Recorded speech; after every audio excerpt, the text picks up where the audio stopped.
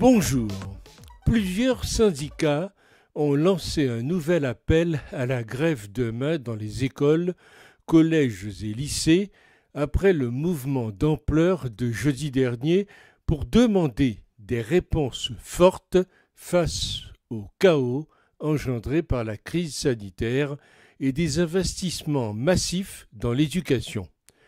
Je croyais que jeudi dernier, les syndicats avaient obtenu des avancées significatives.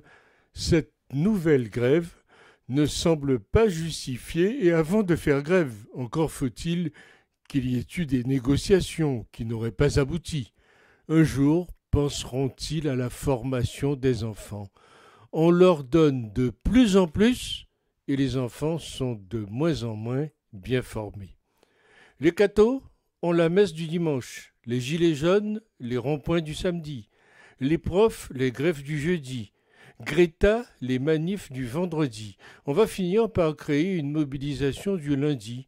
Une société collectivement aussi stupide ne fait qu'accompagner la perversion individualiste. On le déplore intellectuellement. Le chaos, la confusion, la posture constante de donneur de leçons, les calculs politiciens, cela fait beaucoup. La stratégie du gouvernement est la plupart du temps non pertinente. Il n'y a pas les moyens pour la mettre en œuvre et malgré tout cela, il donne des leçons de morale. Amateurisme prétentieux et mantouilleux. Le vrai savoir-faire des syndicats d'enseignants, c'est la grève. De quoi se plaignent-ils? Alors que le ministre Blanquer vient de leur accorder 5 masques FFP2 en approche de péremption pour liquider les stocks. Ces grèves sont contre-productives. Quel employeur va envisager d'augmenter des personnels qui passent leur temps à contester et à faire grève?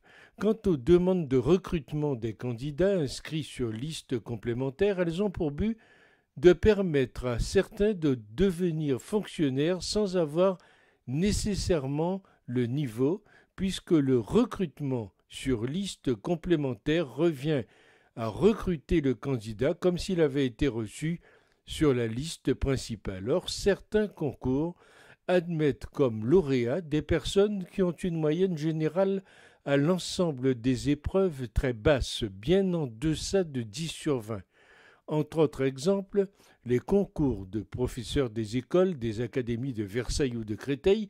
Faut-il accepter alors pour nos enfants des enseignants qui ne maîtrisent pas des compétences de base en calcul ou en français notamment?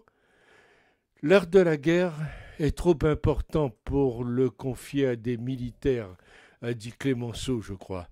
Il en va de même pour l'éducation de nos enfants. L'éducation nationale est phagocytée par les syndicats, les associations de parents d'élèves, la politique gauchisante avec ses visions utopistes.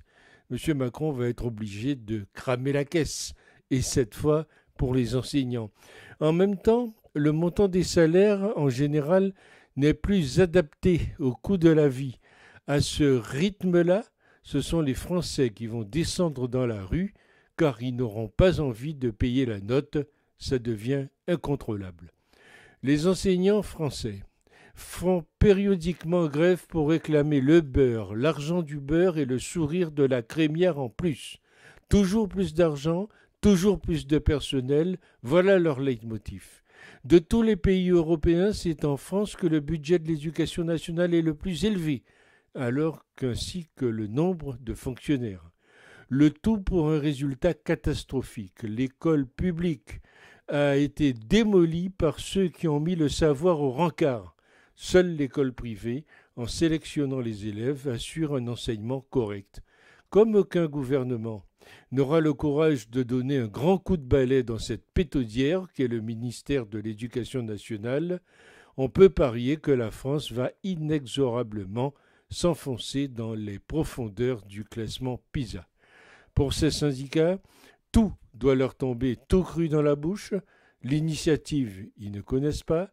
Les gestes barrières, ils ne connaissent pas. Aérer les salles, ils ne connaissent pas. La laïcité, ils ne connaissent pas.